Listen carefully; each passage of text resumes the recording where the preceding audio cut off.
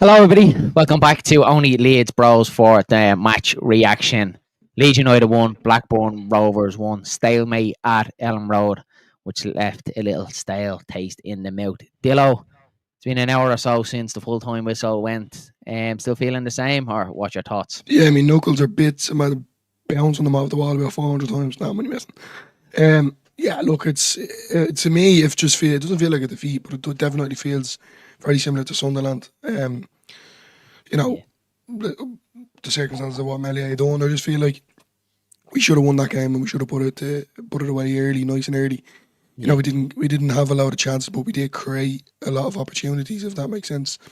Yeah, it just was either the final pass or the final shot just wasn't get there. Some lads weren't on it today. I think Fire picked, wrong decisions as well. I think wrong players coming on. But yeah, look, that's the way it goes. I can't really complain too much. Still a point on the board. Hopefully Sheffield United slip up tonight, but even if they don't, Leeds still do remain top of the championship table of goal difference, So it just yeah, it look, it's feels kind of still like 50-50. it feels like an opportunity missed, didn't it? Like Yeah. again today, like we always go on We could be about. beating ourselves up come the end of the season because of this. Yeah, like we, That's we that's go on what about it like that Legion United, like we want to be kind of front and centre and like kind of solidify our place at the top of the championship table. And today was really like a really good opportunity to do that. But look at when you look at it, and I think Easy said it as well, like 10 out of 12 points, it's not a bad return deal. I was not. And Ellen Road, that's like 9 wins and one draw. Do you know what I mean? In 10 games at Ellen Road, like that's a really, really good vein of form. And look, you can't have it all your own way all the time. It's just what kind of it's griping me like a little bit was the performance was below. We didn't really kind of create anything today. yeah. We were given a lifeline and given a get out of jail card. It's similar to the derby with a penalty. We score it, brilliant, and then it's the lapse in concentration of watch the goal back again. It's Willie Nanto that loses his man at the back post. He doesn't track the run. I think he's already on his toes, like thinking about going the other way. You have to do your defending first. The ball comes back across the box. Strike is a little bit all over the place. Melier doesn't know where he is. It's Sunday league defending, like realistically. We even Yeah. switch off just before that. They're catching us on the counter. Tanaka's the only one that's tuned in, gets himself back there, and gives away a corner.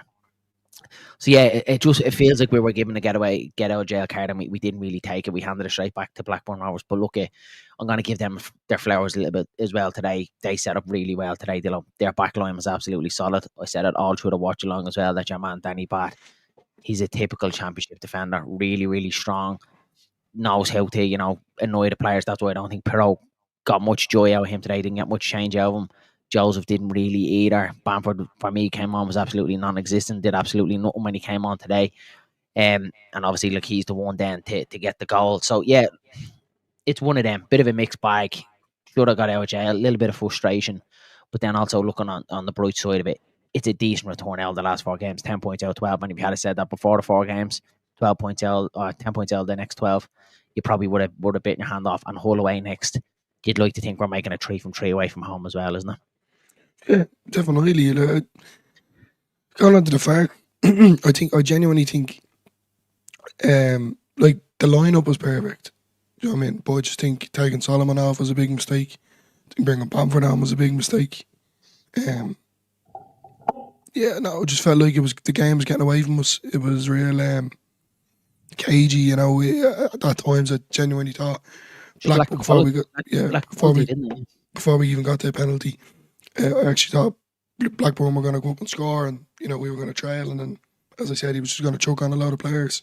Mm. Come the 70th minute, but look, we got the penalty. It was great, but then yeah, as you said, going back to their goal, it was really, really annoying considering it was only a minute and a half within the difference between our goal and then theirs. But Yeah. yeah, like Landon not tracking his run. I just feel like he's not on it the last couple of even Should months you now. have to do your You defensive know, duty a little bit more. I watched the yeah, back 2 or 3 times, and you could see the ball comes in.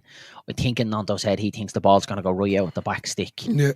and he doesn't track the runner. The runner nods it back across. Nanto's already Even on his Melia, way. thought that as well though. Yeah, Melia thought it was going out as well. it was all like a little bit cagey. Look, we'll get into it a little bit further. We'll get through a couple of comments are flying in. Danny's in the building. Smash a like and subscribe, please do so, lads. And Danny says, evening again, gents. Yeah, evening twice in one day. It is something that we want to try and do, lads, going forward. Is our watch alongs and then a match reaction then after as well, just to get get a couple of your guys' comments and obviously get you in the build and let us know what you think. Hi lads, could have been worse after a hard week. I'm happy. Yeah, look, easy. That's probably the most positive I've ever seen. Easy, fair play to you. You're getting soft in 2025, brother. Still top of the league. Taking Solomon, our only creator player, but 2 strikers when you need creativity to get it to them, and that is it. And that leads us on to with Dylan. The Solomon one, a bit of a head scratch. Like I said, it's been a while now since the full-time whistle. I still can't understand it. I still can't figure it out in my head. Why on earth Manor Solomon went off that pitch? The only kind of thing that I'm thinking of is because we were against Hull on Saturday. But even at that, we would have shaped it up maybe starting Nanto on Saturday. Do you know what I mean? Like whoever the players that he did bring on. You have to win the games in front, didn't you? Yeah. I can't think for a minute Daniel Farke is sitting there thinking I have to take him off because we're playing Hull on Saturday. You worry about Hull on Saturday when Saturday comes. For me, he was the only creative player on the pitch. He wanted the ball. He was looking for it. Probably one of his best performances in the league short without obviously 100%. Scoring or assisting. He looked very, very good. He looked like he was on it. He wanted the ball and looked the creative of all the players. He takes him off. You can see that he's annoyed about it. He leaves Dan James on. I thought Dan James had a really poor game. Someone in the chat might disagree. I just don't think he was at it at all today. Every time he went down on the right-hand side, he was building the ball out of play. His end product was poor back to the Dan James that we were used to seeing. Then he started coming in on his right foot, trying that little clip. Absolutely never going to work there. We're mopping up every day of the week. So I thought he was poor. Probably Ramazani for a shout the last 10 minutes to bring him on to just try and shake it up a little bit. But again, it's one of them. If you don't do it, we should have done it. So, yeah, but for me, Solomon should have never came off the pitch. Should have never came off the pitch today. And yeah, look, it is what it is. But even by that, Dylan. No, but even like with the penalty, Stonewall penalty, Joseph does fantastically well to win the penalty. You're giving it. There's your 3 points, lads, and then be solid after that. And we weren't. It's gonna cost us. I feel like Solomon though as well. The ball that he put across the box to James, like he was the only one that kind of initiated something or started something up. Whether he was cutting back in on his left or cutting back in on his right. He was constantly moving. He was everywhere. One side he was on the right side, then he was on the left side. Yeah. For me, I thought he was the one that was kind of dragging the players up. And then you start going through your head a little bit, saying maybe is it the ground, maybe is it just Elland Road is flat, and it did look flat. But then, like it kind of got away from us. Then I'm starting to think maybe did he take Solomon off because Byram. Don't know if he did get injured, but it's probably looking like that. He was tight or something. It looks like Then with Bogle, and then obviously he got a little fright then with Strike as well. So maybe that was another reason why he took him off. I don't get it at all. I don't genuinely. It looked like he was flying. It wasn't like he was, he had a decent match and then he was slowing down or picked up a bang. You can still see he was in full flow when he took him off. Yeah, I don't really understand it. Danny says here, as I said, it wasn't going to be easy, and people predicting 3 and 4 nils every game. For me, is that people think because a team we haven't won in 3 games, it's going to be easy. Yeah, and exactly, and that makes it now. Blackburn have picked up 4 points out of a possible 6 against us this season. So John Eustace for me definitely has the upper hand on Daniel Farke. Joe Blackburn, big up Joe. I hope you got on well at the game today. I've seen the weather wasn't too great, so hopefully you were nice and covered. That was annoying. Was the referee as bad as he looked in the ground? Yeah, he was poor, really, really poor for me. I actually thought the ref against Derby was decent. They kind of let the game go. Yeah, I thought he was good. Yeah, referee today, I think for me was poor again, but that is probably the standard of the championship, and Danny agrees. Yeah, Joe B for me. Michael is back in the building. We totally had no formation, no shape to defend the goal due to the substitution, and that's exactly it. But Michael, that's what this is obviously mental to say, but if that's someone like Jose Mourinho or Pep or even Mikel Arteta, straight away they're looking at that bench. You're bringing on your Gilavogies, you're looking at your defenders going right, swap it out, try and get back. Even if you didn't want to do that, right, get back into a low block. I just think we should have been a lot more switched on. Daniel Farke should have got that question or that message across a lot quicker to the players after we went 1-0 up. The old saying is you're always most vulnerable after you score a goal. Again, it proved to be true. We weren't switched on, even from the break, even from the corner. There was numerous opportunities to get it together, and we didn't. So that's what the disappointing part is for me. Joe Blackburn, I would like to see Ramazani too. Yeah, me too, buddy.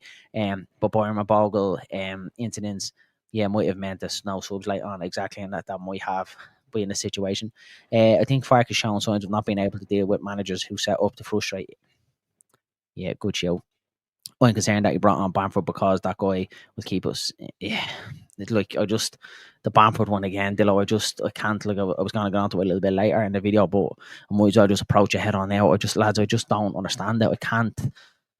But 2025, lads, and we're still bringing on. Look, I'm just going to cut you off there. Look, if there's anyone in that chat that actually genuinely believes that Patrick Bamford is doing something for this Leeds United side this season, give me a reason and state it, please, because every time he comes onto the pitch, you know, like the first chance he gets, he's wrapping his leg around some player, and it's like he's trying to do some sort of choke slam or something to him. I don't know what he brings to this team anymore. Like I really don't. We need to get past it now. Look, we're January now, and will he move on? Won't he move on? But it's just still the fact of Fark bringing him on. I just don't understand what he brings to this team whatsoever, and the squad. Like his day is just well past Leeds United, and we just need to stop it. But Fark has obviously said it. Fully fit Paddy Bamford is very high up in his estimation. So yeah, it's just something we have to deal with. Lads, I am popping the link there in the chat. So if you do want to come on and let us know your thoughts live, you're more than welcome to pop in and have an old chinwag with us about it. Yeah, Dillo, look, I suppose that's obviously a lot of the negativity all the way. Looking towards a positive side of it, obviously, Burnley did slip up as well today. And no matter what happens at the stadium, I like tonight, Leeds United still will be top of the table, but come the end of tonight, even if Sheffield United do pick up, but obviously we'll still stay head and goal difference unless they score 10, 11 goals, whatever it may be, to people to the post. But I just can't get past that feeling like it was just we were given that opportunity with that penalty and we didn't grab it with both hands. And it's situations that you feel like Sheffield United, they grabbed that with both hands. Burnley, they grabbed that with both hands. You know what I mean? And it just feels we just let it slip today. And yeah, but then we've let it slip loads of times in the same last season as well. It's gonna keep happening. You know, there's an issue there that needs to be corrected. Whether it is players not in the right position, whether it is just genuinely a bad day at the office, but it keeps happening. So if it keeps happening, when is it going to be fixed? You know, as I said, my main issue is the Plan B situation when we do go. Like, you know, I said it early on. Like, if they had got a goal on a counter attack, things would have ended very badly for Leeds. You know, they would have went up and got another goal. And we would have been come the 70th minute or 80th minute, whenever he wants to bring them on. You know, we're choking everyone on for the crack. The likes of Patrick Bamford, the likes of, you know, everyone would be just getting on, thrown on to try and go all out attack. And to me, I just feel that's very desperate. I don't see that as a structured, tactical way to win the game. It's kind of just throw everyone a hope and pray. And that's what kind of frustrates me a little bit. Yeah, it felt like a little bit gun ho towards the end. I think it was Michael who was in the chat did say it as well during our watch along as well. It felt like, what was the words that he said? Not kind of gun ho, but it was kind of like this was it. Like it was all the engagement, like everything on. There was no plan B. You know, chuck on all our strikers, make as many subs as possible. And then after that, then the formation seemed all over the place. But look, we do have Danny in the building, so we'll bring Danny in and get his thoughts. Danny, how are you keeping, pal? Thanks for popping in. What's your thoughts of that one, buddy? All good. Well, I said it wasn't going to be easy, and these people are predicting 3-4-0 every game. I don't know why they're doing it. Because, that at me. You're showing at me.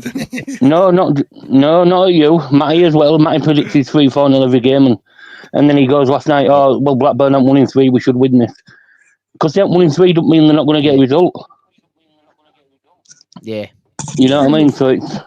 Yeah. What did you think, Danny?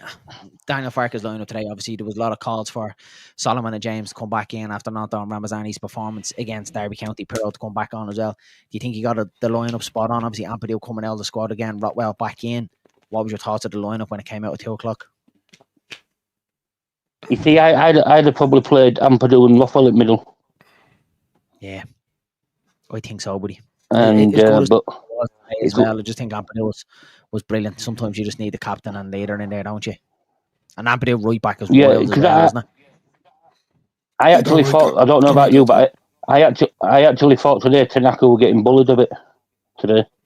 Yeah, I actually thought Tanaka was getting a bit bullied. Yeah, it's because when he's been in Germany, they used to having end of November off till start of February. Yeah, true, buddy. Yeah, so maybe the Christmas period. So, yeah. But for me, and Bogle's got a hamstring injury, hasn't he? Was it the knee or the hamstring, Danny? I'm not too sure. I'm not too sure. They were checking out the knee. Well, it's been said it's hamstring. Yeah, so not And good. it could But be now a few happening with weeks. yeah, could be, yeah. Well, hamstrings are never an easy turnaround once you tweak them like that. This is what He's I'm not saying about the Elland situation, he's though. not Do going you to know be what I mean? Just available. to He's have that not going to be cover. available. Yeah, he's not going to be available for Saturday now, Dillo, is he? We'll bring in No. Matt Leeds as well. He is in the building. Draw him across here. Where are we? Da, da, da, da. There he was. That's just me. There we go. Oh, Go. Oh, Here we you go. there Matt, we go. what's the story, buddy? Yeah. Thanks for popping in. Yes, Matthew. Yeah, guys. Hey, what was your thoughts on that one? I thought we weren't great. Like, I want to give credit to them. Like, defensively, I thought they were very strong. But we just creatively, just nobody was creating anything. No one was like creating anything at all except for Solomon.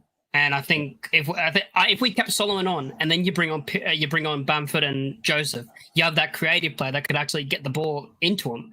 Because without that, you don't have the creativity to actually get the chances.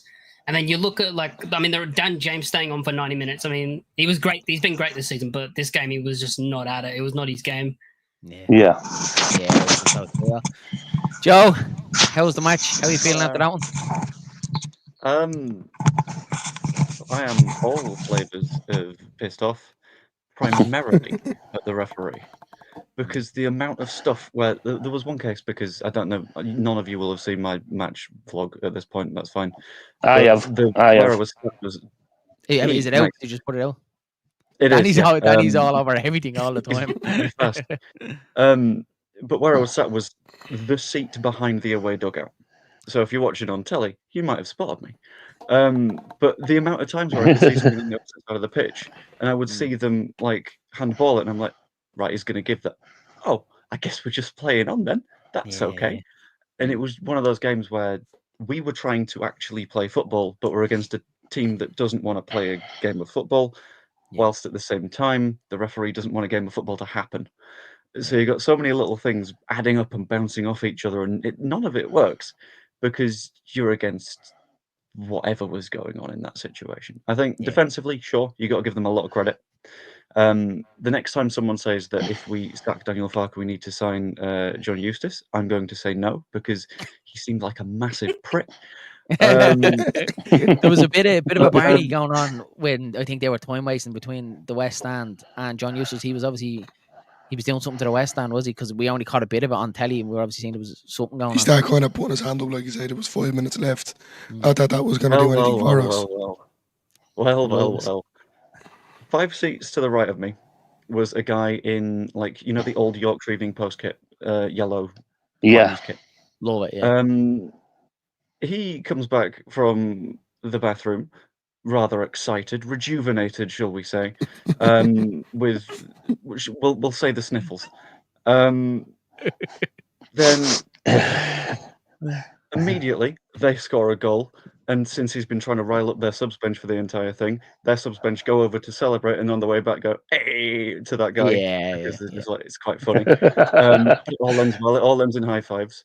Full time comes around, and you've got John Eustace's assistant manager seemingly offering him out for a fight, which was very interesting. And John Eustace actively pulls him away. The next step in this is, because it's been raining and we're right underneath where the West Stand roof is, a drop of water comes down, hits the dugout and splashes a bit. The assistant manager catches this out of the corner of his eye, turns to a student and goes, "Did you see this? He's spitting at me." To which Eustace has to come over and go, "There was no spitting, it's fine," and tries to calm everything down. It's the amount of head loss from that man is ridiculous. I don't understand it. Like, you've got a point. It's fine. Be calm, chill, all good. But ultimately, that was some inside scoop there. You're gonna hear first from amazing Joe.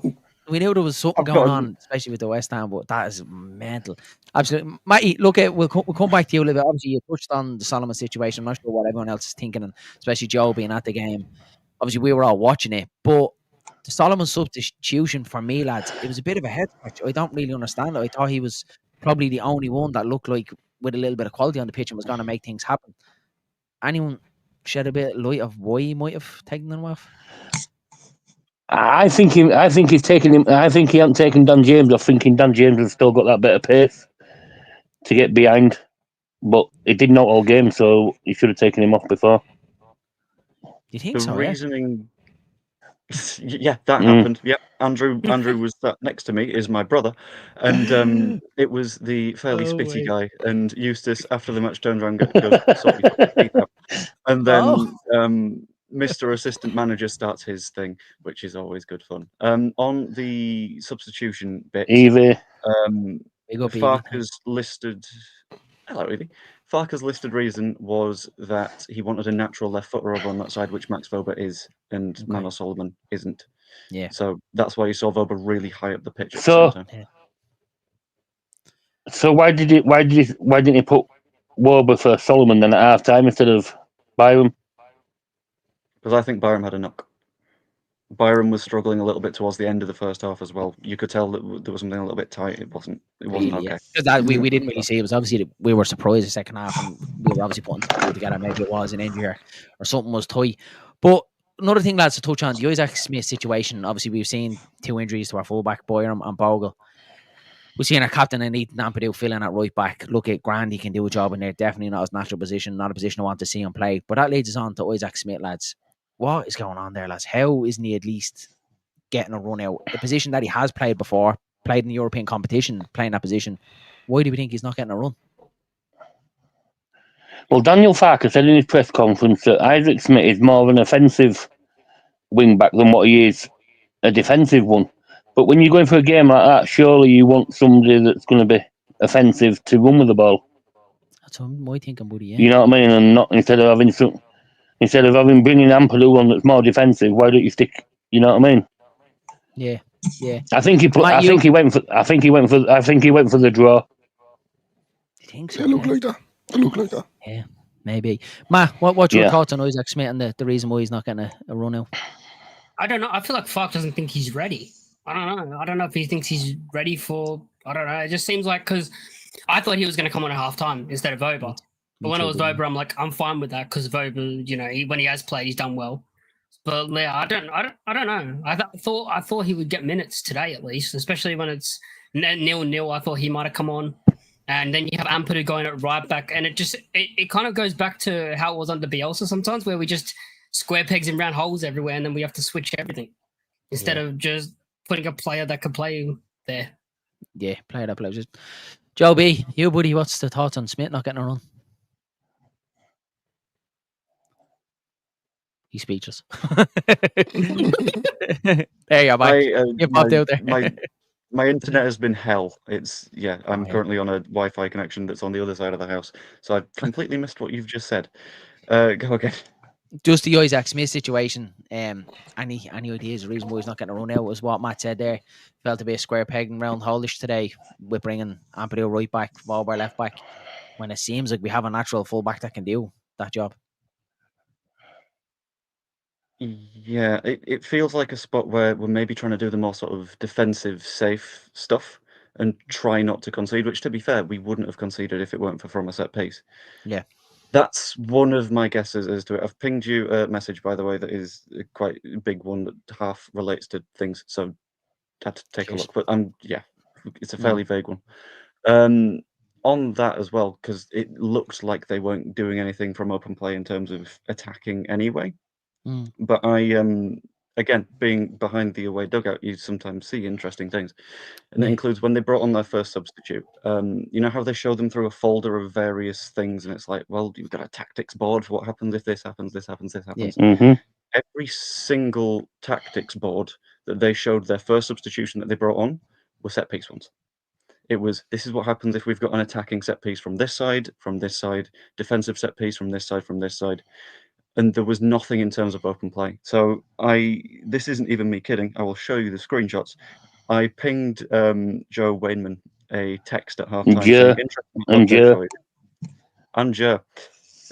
When Eustace was showing his sub diagrams, it was all set piece based and labeled by scenario, literally nothing open play. That tells me that they think if that's where there's going to be a goal here, they're planning around nicking one.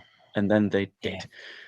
That was their entire thing. And I think we tried to counter that by going tall boys like Vober, but it didn't work out for us. That's going to happen. That's good. That's good insight, Joe.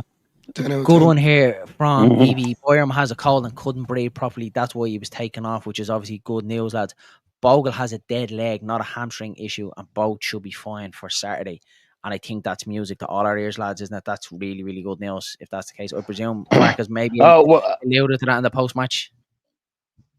I just heard his hamstring, so yeah, she might be right. Yeah, that is good news if true, lads, because with the fear of God, if it obviously was a hamstring injury to Bogle, you're probably talking anywhere similar to for about 4 to 6 weeks, maybe, obviously, depending how bad it is, and be a real worry then if we're not playing Isaac Smith there, if Boyram's obviously a little bit under the weather or hamstring issue as well, you're going Ampadu right full then. Then dead legs can be painful as well. They can depend how much bruising comes out on it, doesn't it? Yeah, exactly. Yeah, true. Yeah, dead legs. But do you remember Rafinha got a real bad one against City? Do you remember Fernandinho came across and absolutely milked Rafinha? I think he put him out for like 2 or 3 games. Like, so yeah, much as a dead leg, you just say, yeah, before him. Dead legs can be very, very painful as well. So let's just hope it isn't a bad one. Obviously, Hull away on Saturday as well. So let's hope he is all right for that one. Anyway, lads, look, I'm going to go around the room. Danny, we're still going to be top of the table by the end of today. But do you feel like it could have been a little bit more? Do you feel Leeds slipped up today, missed opportunity? I said to you when you watch along, we'll be able to tell from the first 10 minutes. We didn't come out of the traps today. Yeah. And I kept putting in, this is going to be a long day, this is going to be a long day. Odd goal's going to win this, odd goal's going to win this. And it almost did. Can we talk about the transfer window? Because I don't think we need a 10 now. I think we need defenders. Yeah, well, it's obviously possible. Then when you look at that there today, I still think we need a 10. But yeah, do we think we need a full-back cover as well? Someone that can do both? I think it'd be nice to give Aronson a little bit of time off. Because the amount of running that guy does is absolutely obscene. And there's points towards the end of the match where it's like at the start of a game, or if you've had a rest, you have absolutely no problem controlling that ball, and it gets a little bit loose because the amount of stuff that Aronson is forced to do week in, week out is insane. So I'd probably go for a fullback, ideally right back, purely because we've got way more cover on the left. But I think Ken still has to be one of the priorities. Yeah, I think so. I don't think we see Firpo anymore this season. Yeah, it's going to be interesting to see now with the January window open what his situation is going to be. Obviously, he's free to speak to other clubs and what way it's going to go over the next couple of weeks. He is injured, so is that going to be the last time we see Firpo in a Leeds shirt? Obviously, it remains to be seen. Mac, you buddy, what do you think Leeds United need in the transfer window? Do you think we should be going for fullback cover? A 10, firstly. I think we just need that 10, that can get gains for Aronson rotation, which is what we need. Probably I'd like a fullback because of cover, and knowing our luck and what normally happens is the first game in February we'll get like 3-4 injuries if we do nothing. Yeah, so that's the fear, isn't it? That's the fear. And like, you better believe it, like Burnley, I think that's something like 7-0 draws that they've had this season, really, really good defensively. If they could just have someone up front that could score them goals, like they'll blossom, and you can bet your bottom dollar that they will go into the January window and look for that little bit of quality up top. And if they can score goals the other end, as well as keeping clean sheets, like what you said, Matt, in February time, they could really take off. So Leeds haven't really got the luxury to sit on their hands and do nothing about it. Joe B, what's your thoughts? We'll get something done. I think 10 is an almost certain, because we were looking at a 10 towards the end of the summer window, and I think to say we were heading in that direction before and the squad hasn't changed since, to not sign someone now would be incredibly weird. Fullbacks, I think we're probably going to be looking at a right back, because although we've got a little bit of depth there, you've got to consider that some of our depth players are over on the left. And I wouldn't guess that we'd sign a 9, purely based on the fact that we've got 3 of them. And on the Bamford thing, resident Bamford defender, I'm here. The entire point of him coming on, I think, at the moment is you've got someone who, maybe the technical side isn't there anymore. That was good timing. Excellent timing. I made it a bit harder for you, didn't I? You look a couple of weeks back, right? and you look at when Bamford had that chance and it doesn't go in, and that's a pain in the ass. It might have been Preston. I can't quite remember. The present one, yeah. But the thing is, he's there to get the chance. Look at Joel Pirro at the same time. Yeah. When is he ever in the 6-yard box? When is he ever on the right side of the penalty spot? There was the chance that I think might have been Solomon that flashed the ball across. James just about can't get to it. And a lot of people will be like, why isn't James closer to that? Well, at the same time, we've got a centre forward. Yeah. He is also if you look where James ran from, I don't blame it on James at all, because if you could see where Solomon picks it up, watch the chance back again, how James, he was even very good to even get as close as what he actually did because of his pace. Anyone else is even getting remotely close to that ball into the box, and it probably makes the ball look better than what it is that James was even there. But yeah, agree, Joby, we should be having a centre forward in the centre there trying to finish that one. And there was also another. Sorry. Go ahead, man. Just going to quickly say. Just say. Okay. No, go on. Yeah, fine. Me go? Well, you go. Yep. Me. There was on the whole Pirro thing about in the box. Like I remember near the end of the first half, I was like angry because you had I think it was Solomon had the ball in the wing, or James, one of them, and Pirro's next to him. I'm like, you're supposed to be the player that's in the box because you're the taller attacker. If anyone, James isn't going to win a header. Yeah, you're supposed to be the one there. You want them on the end of chances, and you could see from Pirro when it's not really going his way and we're not creating chances and not really getting balls into the box room, he naturally starts to drop deeper and deeper, and that's what seemed to happen to Pirro, that he was coming down very deep then to try and pick up the ball. So when we were really getting forward, James was putting the ball, like literally trying to switch the play to the back post while putting his cross in, and Pirro wasn't even making the box at times. So that was that little bit of frustration. Maybe that's why he brought Paddy Bamford on. Would Mateo Joseph done a better job? Like, I'm not too sure. Like, I thought he'd done really well to win the penalties as well. Looked bright when he came on as well. It's just one of them, lads. I'm not sure whether I'm happy with the point or a little bit annoyed, but it doesn't. It just feels, for me, it just feels very Sunderland-y. You know, at the end of the day, we dominated. Like, I have the stats here, you know, XG 1.47 for Leeds and 70% possession. Yeah, but all these people... These people saying, "Oh, we've dominated, we've got 70%." It's no good if we're not putting the ball in the back of the net. No matter how much possession we have. That's what I'm saying. So no matter how much we dominated. We can always see it being, you know, Darren, I did say it to you, kind of, if we don't get a goal in the first, it was kind of towards the end of the 10 minutes of the first half. If we don't get a goal early in the second half, these are going to come out, catch us on the counter, you know, 70th minute, and then I keep calling the plan B, is chuck on a load of players for the crack and see what happens. And that's what I felt like what happened today, if I'm being honest with you. Yeah, felt like that, yeah. Don't get me wrong, I just feel with Bamford when he comes on, he wrecks me head and he does just the wrong thing every single time. He comes on to wreck the centre halves, or he you're rattling Joby here, you're getting this there. No, he's not. No. Like he is a good player to come on to like wind down a game. Do you know what I mean? Just wind people up. But just certain times I don't know what it is. Like, I think it's a confidence thing, because I want him to do well. You know, just easy, simple things, and he does it arseways, or he goes the wrong way about it altogether. You know. But the Solomon one was a head scratch. That was the one that for me was. Yeah. What makes me laugh is Dilla goes, "I want him to do well, but when he he's coming out, what are they bringing him in for?" Yeah, every you can look. There was also another pen shout. There was a corner that was whipped in. I can't remember who it was, and Bamford won the header, and the guy's arm was like this. So you can say it's out of you can say it's in an unnatural position, really, and it should be a penalty. Yeah, true. Adam has here, hopefully I don't butcher his name, Leeds keeping track of Nico Elvedi. Is that how you say it? Elvedi. Elvedi from Borussia Mönchengladbach. Don't know. Yes, he's a centre back. He's a centre back that can play right back. It's not bad. Wouldn't be bad for a little bit of cover over there as well. He's a Swiss as well. Hey up, Danny. Talk sport. Hey up. He's a Switzerland international. Is at Elvedi. Nice, lovely. Sean, how are you, buddy? Welcome to the chat. How you doing, lads? You all right? All good. Yeah, not too bad. Just thought I'd jump on. Sure, why not? Yeah, I've been to the game today. How did you go to the mill? What? Did you go to the mill? No. Just Peacock. Met Matty in Peacock. All right, lads?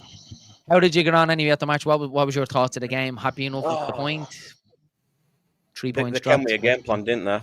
Sat, Yeah. time wasting from the first minute. Why the referee did not stop that from straight away? Honestly, the referee was shocking today. Really shocking. Joe B was saying It's the same referee we had for Portsmouth first game of the season. I mean, why they're not clamping down on the time wasting straight away? Yeah. Just stop it. Just straight away. Yellow card. Just stop it, and he just let it go all game. And yeah, so do you know what the frustrating? You see it like a lot across the championship like that. Keepers as well, like wasting time, and they wait and they let it go to like the 90th minute, and then they decide to book them. Like he's doing it for like the first 5 minutes. Like do it then. Like even over the throws, set pieces, everything. They just seemed they wanted to slow everything down. They wanted to frustrate us, and you know, like what you said, Sean, they did frustrate us, didn't they?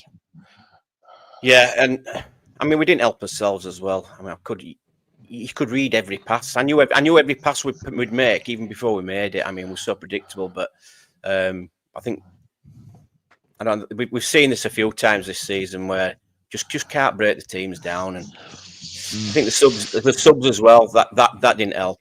Obviously, Biden had to come off, but for me, I don't know why he went two up top, or why he took Pirro off. I'd like to see Pirro with somebody else, either with Bamford or with Joseph. Why take Pirro off and then put Bamford and Joseph up? Give it a chance, give it a go. He was going to bring Nonto on at the same time, but seeing that, yeah, and then we all thought he was going to go 3-5-2 then. Yeah. With bringing Nonto on, but then he what changed did you his mind think of Solomon, Sean? Because obviously, like watching in the telly, it looked like Solomon was the one with a little bit of flair. Looked like he was the one that's trying to make things happen. What did you think of the Solomon substitution? Bit of a head scratch. It was because why put two strikers on and then take the main guy who's actually creating something off? So it was a strange thing for me. I'd have taken Dan James off me if it had been me. Want Dan James's best game today? Yeah, no. He want at it. I think first half he went in it. He came to life a bit more second half when we were getting a bit more space on that right hand side.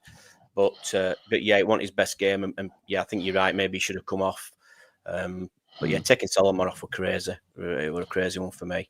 It was just his end product. Like he was always there. He was always getting it. He was making the runs. Works hard as what he always does. It was just his end product wasn't there today. When he was kind of going off on the right foot, he seemed to be smashing it over the top, or was going out of play. Then he started cutting back in on his left foot a lot more, which I thought it was a strange one. And it was the same sort of dinking ball into the middle. Their defenders were mopping up. We know what Bath is like. Proper championship defender, knows how to deal with it. It was easy for him, wasn't it, to do that? And I just felt like he was a little bit ineffective today, Dan James. But you can't really flip flop on it. I think us all as Leeds fans were saying Dan James needs to start, because when he came on against Derby, he looked really, really good. He started him and he didn't do anything for me.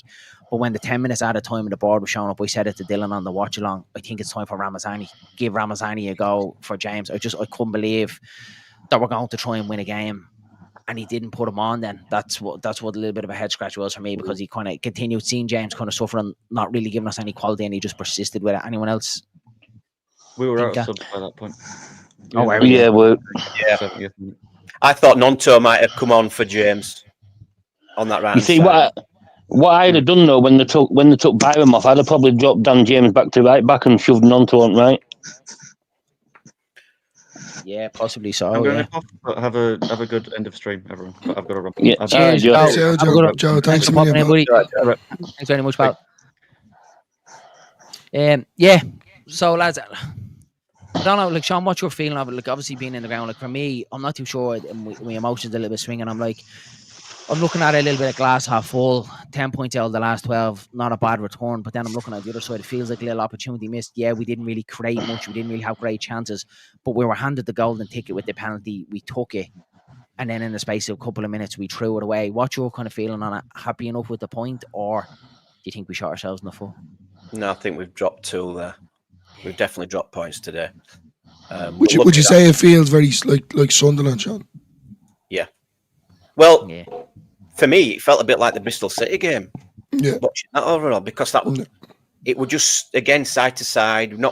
We didn't see the. I think we got the goal we scored against Derby. How good that was. We needed a bit more of that, a bit more zip and a bit more movement, and it just looked a bit. I think that side to side passing was down to how Blackburn set up. You know what I mean? It was, but again, we've got to be moving it quicker. And do you know what it always looked like to me? They looked like they were so indecisive. They didn't really know. Was the pitch real heavy, Sean? It looked like, I don't know what it looked like in the ground, but on telly, it looked like the pitch looked real heavy. Every time really heavy, the ball, it looked like was even their keeper when Piero was pressing that time. It was wet. But it looked a bit long. Had it got a bit of hair on it because it looked a little bit longer than usual. It looked like patchier. It just didn't look the finest, if that makes sense. I never noticed.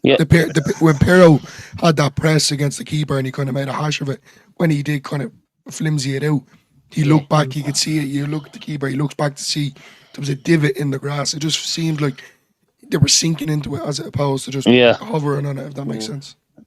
Yeah, we're holding ball up too much.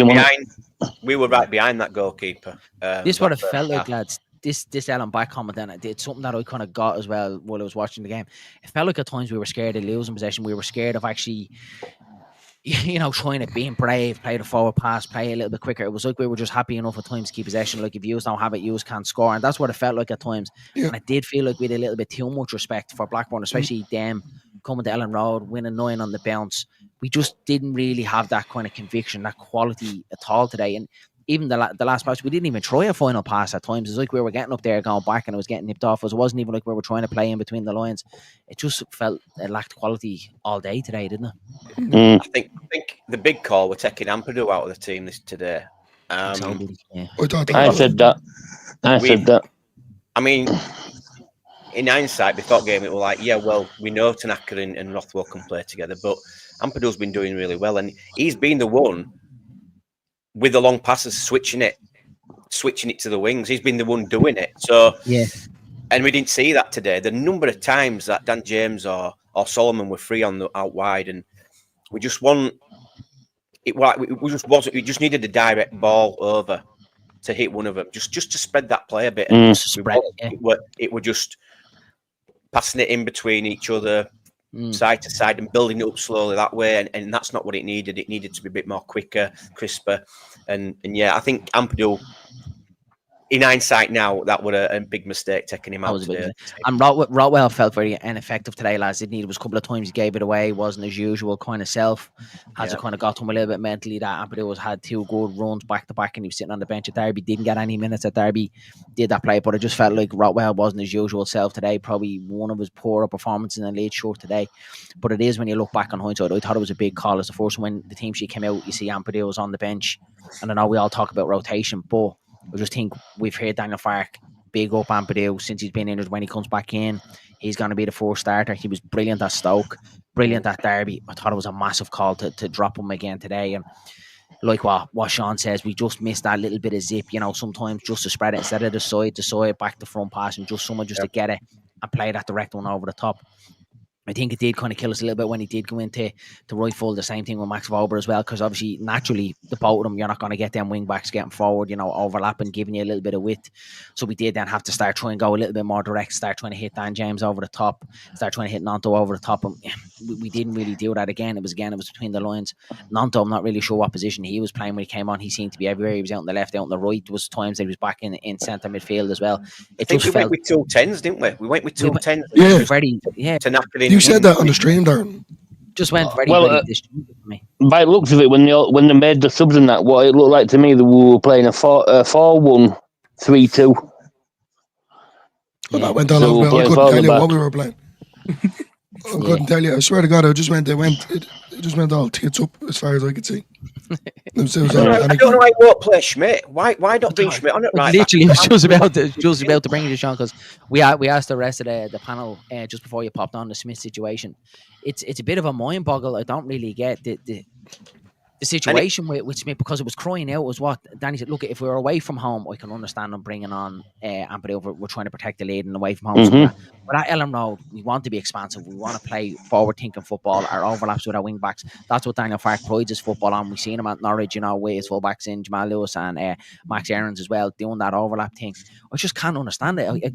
It baffles me how he doesn't even get a run out, especially today when both full-backs are injured. Why aren't we giving him a run? Even 10 minutes, I don't understand. Even everybody around me was saying the same thing. You know, we've got the guy on the bench who can play either left back or right back. Let's get him on and let's see him. You know, that would have then freed Ampadu up to go back into midfield. Only thing I can think of is that because he's had a sports hernia and the doctor said that he won't be fully fit till middle of January. Yeah, but that's the only thing I can think of. Yeah, for me, then Danny, then I'm like, don't even name him on the bench. Then like, exactly, he's got to be fit. I know. I understand he's not 90% match fit, and Robert would be the same as well after his injury. But then I'm like, if he's not even fit enough to come on for the last 10 minutes to give us a little bit of width and a bit of an overlap on fullback, then why are you even naming him on the bench? Like, give one of the young lads then that you trust a bit more. You know, the doctor said that. Mentioned it, said he'll be able to play like 10 minutes here, 15 minutes there, 20 minutes there, but he won't be able to do a full game till middle of January. But he's not even getting 15 and 10 minutes though. He's not even getting charity minutes. Is what Gilavogi's getting. Gilavogi's getting charity minutes, and Smith isn't. It's really bad for me. He was maybe thinking, is it a situation with Gruev? We didn't see him at all the first part of the last season. Did we see him at the turn of the year? Today was crying out for Smith, you know, to come on and show what he's worth. Like, did we see him against Harrogate? Like, I don't really know. It's just, it's a bit. I tell you, if he doesn't start against Harrogate, there's something wrong. Yeah. Something very wrong. But if it is seriously that wrong, Dylan, where he can start against Harrogate, then why are you even naming him on the bench? Do you know why take up a spot on the bench then? Why have we even got him here then? That's the thing. That's it, Danny. That's it. That's the question. That's the question that we're all asking the Leeds fans. And what Sean said, when you actually have the answer to that position on the bench, and we go square pegs and round hole, Ampadu, who's obviously a defensive midfielder, Volber is a centre back, so we're essentially playing with 4 so-called centre halves, defensive players. Yeah. With no real kind of width going forward. The exact same thing at Derby as well. We played totally different what we played against Derby. We're trying to get our width from our fullbacks. Today was anything but. We're trying to get our width from our wingers. It felt very, very kind of disjointed the whole game today. And once he made the subs, even when Boylan went off, I am Deaf Sniper. I love that name. Boylan played well, but he was always cutting back on to his right foot, killing the attack we had. Looked a lot better with Volber on the left back. And in fairness to Volber, he was galloping forward, lads, wasn't he? But that's the same when Ampadu come on, because Dan James had to keep cutting back because he had nobody overlapping him when Ampadu come on at right back. So if Farker sees Smith as an offensive wing back, why didn't he put him on? Yep. Yeah. That's damn right, is that, Danny? Yeah, you're spot on there. Yeah. Ampadu never overlapped, but he might have done it once, twice, that's it. But he never looked at trying that overlap. Not like Bogle does. So, yeah, big mistake today, that with Ampadu for me. But yeah. This is what I'm saying, though. I've been saying for the last couple of weeks now. Like, we shouldn't have got rid of Luke Hale. You know, just have him dressing round number 1 and cover at right back. Yep. I'm being honest, lads. And if going into January now, you want a right back, whether you get him on loan, we need one. You could say another centre half. I know Gilavogi could be there as well, but I'd definitely get another centre half, you know, depending on Easy has one here. Ampadu would not have approved us. Ampadu can't score. He's a defensive midfielder. People need to realise that he wouldn't help us score a goal, and he didn't provide a goal. We'll probably disagree with you. I don't know, your guys in the chat. I disagree. I think Ampadu, I wouldn't call him a centre. I wouldn't call him a central defensive midfielder. I'd call him more of a centre back. Yeah, I think he's better in centre half. For me, lads, I think Ampadu against Derby, obviously Tanaka was the one dropping, but Ampadu was the one actually playing them penetrating passes against Derby. He was the one trying to get us forward. He looked expansive. I think it was a big mess. And then just having your midfielder in there, the general as well. Yeah, I just thought it would have been the game for him. And again, it's looking back in hindsight. What Rotwell and Tanaka has given us over the last couple of weeks when he hasn't been there has been fine, but the proof has been in the pudding since Ampadu came back in, especially the away games. He's really, really, really improved us. So, yeah, I think Farky, he definitely made a mistake in that one today. It should have been Ampadu. Even if he had went with Rotwell, probably would have freed up Rotwell to actually play his natural game today. Yeah, just that was the mistake for me today. 100%. No, but you said it as well, Darren. Even if he had taken Aronson off, like, as soon as Aronson got that bang in the eye, lads, he kind of that was it. Like, you know, he didn't play unbelievable after that. But, you know, in that scenario, that's when, you know, you could have put 3 into midfield, whether you brought Gilavogi on, whatever else, you know. I think it's at that stage now of the season where you want to start trying new things, because every game that we do draw or lose are kind of going the same way. Very similar to Burnley, very similar to Millwall. They're all going in the same route, and it's always the same thing. You know, chuck a lot of players on and see what happens. And then yet again, you know, what happened with Sunderland over Melier, and now it's happening again against Blackburn because we switched off. Like, we can't keep dropping like, points like that. It's like he's scared to change from the plan. Yeah. That plan A. He's scared to do it, and it's. Yeah, but Bielsa would say money. Bielsa won't change. But when it's not working, man, come on, you got to try. I think what it is with Bielsa though, even though we were losing probably 6-0, Bielsa still have the players trying to score. And a constant just trying to bury them away. That's why it's just a brilliant point there's a fight. Like, as well. You know what I mean? So Aon Rotwell would have been treated exactly the same as Smith if Ampadu and Gruev had not been injured. Yeah, it's a fair point, lads, isn't it? It's a fair point. You probably definitely wouldn't have seen Rotwell as much. Maybe you might have seen a Tanaka a little bit early, but yeah, it's a fair point, easy, 100%. Yeah, who knows? Lads, I just want to run through that goal. Obviously, we got the penalty, happened there. Thank God Stroy took it because Danny got scared the living daylights out of me when he said Bamford to take it. Bamford picked it up though, didn't he? Again, I was thinking, oh no. We all had his heads in his hands, definitely. He did that last season as well. Yeah, he did. Was that Piro, wasn't it? Yeah. Yeah, I think it was. Picks it up, make it look like he's taking it, doesn't he? And then gives it to someone else. Yeah. Do plan that. So obviously dispatches it, does what he does, Pascal strike, brilliant penalty. But then we completely switch off. They hit us on the counter attack. Looked like we were caught a little bit of cold. I actually think Tanaka did very, very well to catch up and give away a corner because they looked like they were in behind. But the corner, lads, we completely switched off, didn't we? We're in disarray at the back. Not a bad ball into the back, right to the back stick. Nanto loses man completely switches off, header back across the box. Melier, no man's land. And Bart puts the ball in the back of the net. Matt, you're saying something there. What did you think of it? Everyone just ball watching. I mean, I'm not even going to put it on Melier because he had players to both sides of him. Like, we couldn't really, maybe he should have went out maybe and pushed him. But you had like, I don't know, there was like 2 players to the left of him. I don't know who was to the right of him, like where they actually scored. And then you had Rodon, who was like not where the goal was, but near the goal, just standing there. I mean, it was quick, but you kind of think that's where you want players to put their body in front of the ball and stop the shot from happening, which I think Tanaka did, right? And why they're sticking a 5'3" player on the back post with all their big players? Yeah, and have a Nanto mark on me.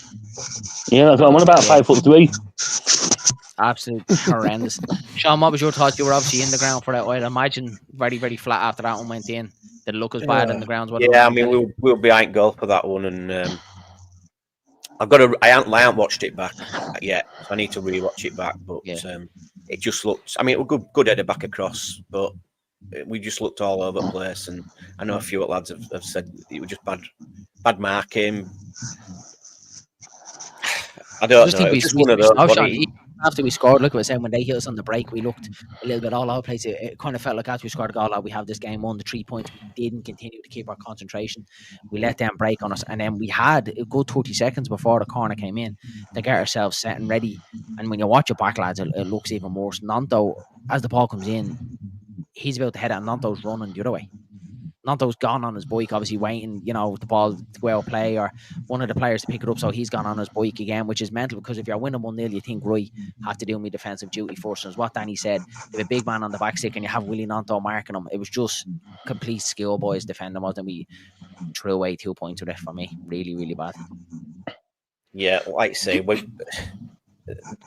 a team's always dangerous straight after you've scored against them, isn't it? Mm-hmm. That's what you got to keep it tight. And I mean, the but bright side, the old saying, Sean, isn't it? Like, you're always most vulnerable after you score goals, and that's it, right? For years of us, all of us watching football down through the years, we always see it, don't we? We see a team nick it, and the other team go up the other end and score goals, and it's just And West Yorkshire Retro Gamer has it here. It's game management, lad. It's seeing the game out, and I can't really get past the feeling that if that had been Sheffield United, if that had been Burnley, they're seeing that game out, lads. Possibly. That's what's frustrating me. Burnley's it's like when Pascal scored, everybody went over to him. If that had been me, I'd have been straight back on the pitch. Come on, let's go. You know what I mean? Yeah, we scored a goal. Yeah, celebrate afterwards. Yeah. That's exactly my mentality as well. Especially that late on, John, if you had to score the penalty, 60th, 70 minute, right, grand, have your little celebration. But especially that close before the end, that's exactly where you're turning around. Even at juvenile, remember playing football years as a kid, you're always taught you'd always have your manager on the sideline, tune in, concentration. And it always is, because it's always just in the back of your head, oh yeah, we've won this game. You take the foot off the gas, but you can't, and especially not professional football. We completely took our eye off the ball, and for me, we fumbled the 2 points big time today. But I suppose the silver lining and the positive out of it is we'll still be top of the championship. Burnley slipped up today as well, and Sheffield's going to have a very, very tough away game going to Sunderland. We know how tough it is going up there. But is that the silver lining in it, that Leeds will still be top? The Burnley result has made it even more frustrating, because we could just pulled away a little bit more if we just got 3 points, if we could have gone on. So that, we're just hoping now that obviously the Sheffield United game goes our way. But it's the way it goes, though. I feel when Leeds slip up, the other teams grab it by the arse. I'm going to say when we want to do it, though, we lose, and I guarantee Sheffield United will win. Yeah. For me, the top three this season, the league will be won between 5 to 3 points between top three. Yeah, and then Lombardi says, we need a proper number 10. McAteer went there. Yeah, and I think so. And again, I love Aronson. He's been brilliant the last 2 games. Sean, we'll get your thoughts on it. And Matt, your thoughts on it as well. Danny, I kind of know what you think of Brendan Aronson. But does it feel like there again that probably sends another message out to the board today? Aronson just looked flogged today, lads, didn't he? He looked out on his feet. He had probably one chance in the box where he puts it over the bar. But again, it was that creative spark, that natural kind of number 10 of Buendia and McAtee just to come on and do it. Do Leeds have to go and just do the obvious thing in January and just get the number 10 position?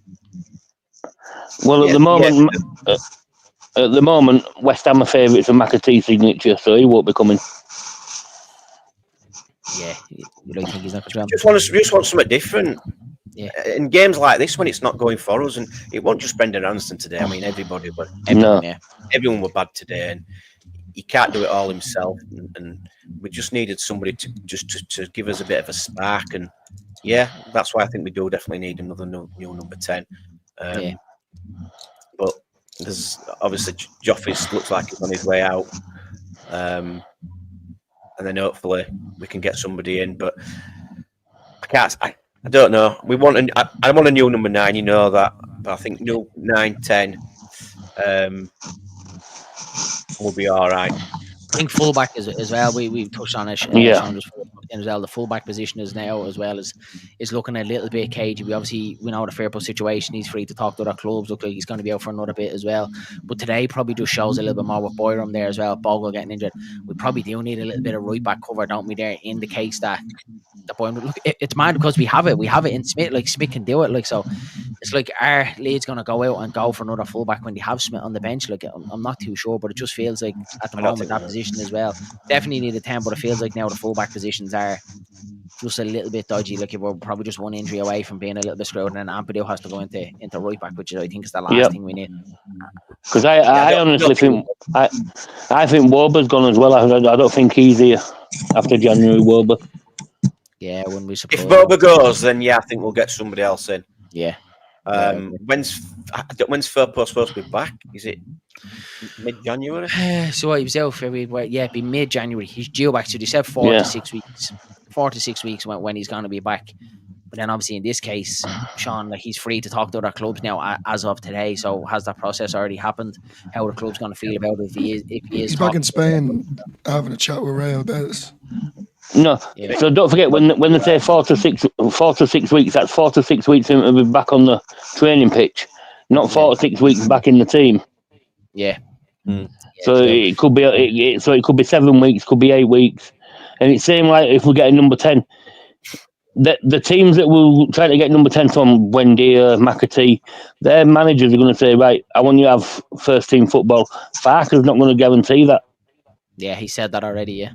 We said that already. So we're not. Surely that's, if you're one of them, if you're a Buendia or you're a McAtee, or if you are any number 10 on the fringes of any squad, you turn around going, well, fine, let me go there and let me fight for me place. I'm sitting here, I'm not getting minutes. Let me go and, try, back yourself to get into the team, back yourself to make a difference. That's the way that I'd look at it anyway. Yeah, I'd look at but it. Yeah, it's all right in getting them in and thing. I'd have the same mentality. Yeah, I can do this, but it's going to take them 5 to 6 weeks to get up to how Farker's system is anyway. So is there really any point signing anybody? I would, Sean. I would, and the reason why I would be because I just think back to last January when Leeds that we did nothing. We brought Connor Roberts in. All the I know. rivals around us, Kiefer Moore goes to Ipswich, David Brooks goes to Southampton, and really gave them a spark then to push on, and that was probably the difference. And I've said it even before this window opens, that I just don't want Leeds to miss a trick in January. I don't want to be sitting at the end of April, May, when we're coming out to crunch time going, why didn't we do something in January? Why didn't we do the obviously in January? That was me fear with Aarons' last 2 performances, absolutely outstanding. Is Fark on the board going to think, well, do you know what, we're actually fine, like Brendan's fine, and we can get someone to fill in there if needs be? I don't want that. I don't want Leeds to rest on the laurels. I just want us to go do the obvious and make sure we get out of the division. Don't leave anything to chance, because we know how unpredictable the championship is, man. We know it well. Well, like I said on Matty's stream that time, and Russ backed me up with it. Russ, he's been in your chat a few times, the journalist, that Leeds were looking at a left back and wasn't looking at a number 10. They're doing number 10 if one come available. Yeah, I wouldn't mind. Yeah, but it's obviously a situation then with Fairport. Well, that Hamer talk, wasn't there? So they were looking at a 10. They must have been looking at a 10, but yeah, because in fairness, Kinnear did say that they were looking at number 10 as well. Lads, look at any last thoughts before we wrap up the match reaction. Danny, to you, what's your overriding thoughts after that one? Yeah, we're not going to win every game, and you know what I mean. We're one of those games. I knew it'd be an hard game, stuff like that. But we're still going to go up anyway, so it don't make a difference. Lovely, Matt, you buddy.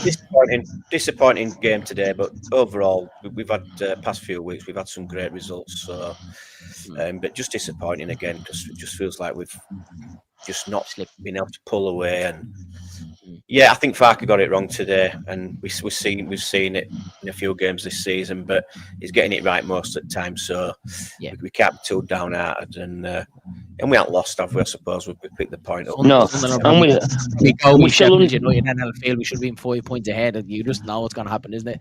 Come 10 o'clock, we're still undefeated in 2025, aren't we? So. Love it. Absolutely, haven't lost in a year. Matt, your overriding thoughts then? Still top of the league. Just hopefully we can continue our form. Look, it's a draw, so it's not like the end of the world. It's not like we lost. Yeah. Keeping that nice little run at Elland down as well. Look at last 10 games, 9 wins, 1 loss. Not too bad. 10 points out of the last 12. When you look at it like that, it ain't too bad. And like that, it would have been worse if we didn't get the penalty. They got down the other end and do that and beat us 1-0. That would have been an absolute sickener. So look at, we'll take the point. We'll move on. You've got to look at, like you said there, you've got to look at it. This time last year over Christmas period, we lost to Preston. Yeah. We lost to West Brom. We didn't have 10 points out of 12 in last Christmas. Yeah, that's true. That's true. Yeah, that's true. Hello, your final thoughts, buddy? Yeah, look, it is what it is. It's going to happen. We're going to lose more games. You know, it's definitely going to be another one. As I said, it's similar vibes. I'm not as angry, obviously, because when Melly made that mistake at Sunderland, you know, if he was standing in front of me, I probably would have punched out on him. But other than that, though, like, yeah, look, it's going to happen. Played well, just couldn't break down Blackburn. Look, they're a good side at the end of the day. But it does feel, there's a little sting there. It does feel like we missed out on 2 points.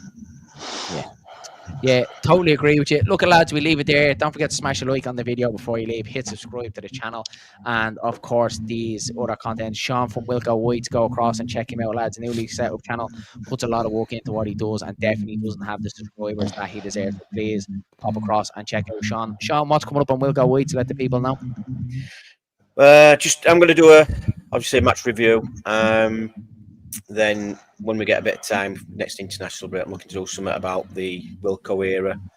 And then best era. That's the best era. It was, done it. It was. And then going to do some lives. I think one of the next steps going to be lives. Looking forward to them. Absolutely lovely. Fair play, Sean. Yeah, so do go check out Sean over. And which definitely deserves a lot more subs than what he has. Matt Leeds, go check him out as well. Matt, what's going on over at Matt Leeds? Did my match review. That's done. So probably now maybe a video during midweek, depending if there's something to talk about, like transfers and stuff. At the moment, I'm actually 4 subscribers off 500. So most of 500. Get across and get across there now. Frustrate me. Lovely. Get across and subscribe to Matt. Get him to 500, lads. And then Danny, you buddy, you keep doing what you're doing, helping us all out. I am actually going to be doing, after this transfer window shuts, I'm going to be doing a ranking the summer transfer window and the January transfer window out of 10. See how we do on that with the players that we got in. Love it. Look forward to that one, Danny. Look forward to that. And again, appreciate for all your support and all that you give. Don't forget about Joe Blackburn as well, lads. Joe Blackburn, go like his channel.